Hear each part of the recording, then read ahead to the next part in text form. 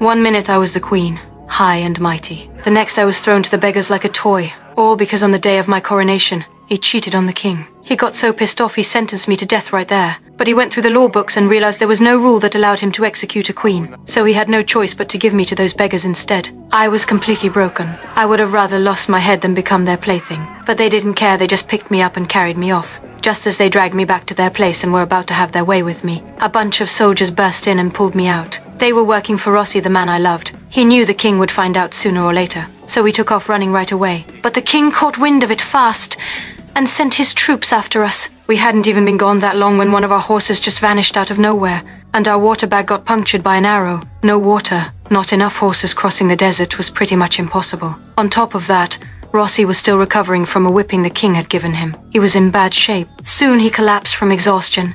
I had no choice but to go look for water by myself. I finally found a spot, took a couple sips, and out of nowhere the king showed up on horseback.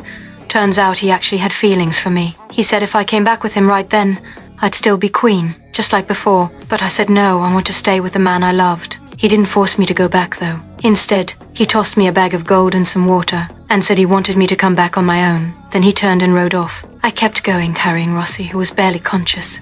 We walked for what felt like forever until we finally came across a village. I thought we were saved, but little did I know.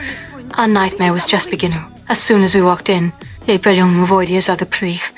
No matter how much gold I offered, not a single person would give us even a sip of water. Then an old man pointed toward the palace, and that is when it hit me. We were never going to escape his reach. If we kept going like this, Rossi would die right in front of me. So in the end, I had no choice. I went back to the palace,